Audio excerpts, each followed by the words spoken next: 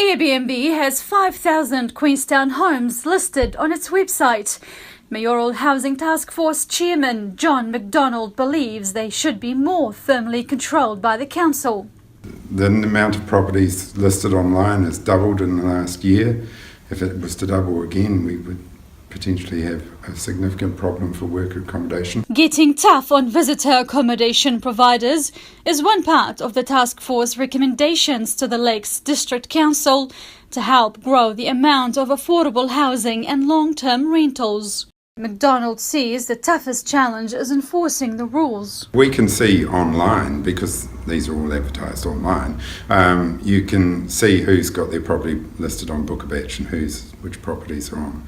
So it's not as if it's completely hidden away, but it's very hard to see from that what their actual bookings are and what their actual usage. He says Airbnb has a huge chunk of visitor accommodation, but he's ruling out banning it altogether. A, we'd like to simplify it, but B, Airbnb now is a big part of Queenstown accommodation, so it's a substantial chunk of the market, so we can't afford to turn it off, and we don't want to turn it off. McDonald's task force is proposing more control in a number of locations, including special housing areas such as Jacks Point and parts of Wanaka.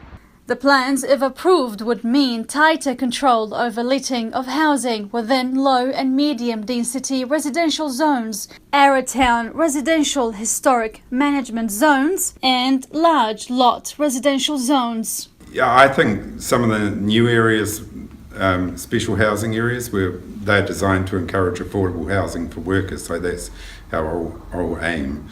We don't want those turning into massive areas of Airbnb, short-term visitor accommodation. But visitor accommodation giant Airbnb, in a statement, told the South Today nanny state policies like caps or bans would rob people of their property rights, hurt the tourism economy and cost local jobs. By constricting home sharing, these policies will dry up accommodation supply and allow the big hotel to price gouge, making it even harder for people to visit. Our community will strongly resist any innovative denying policies which rob people of their rights.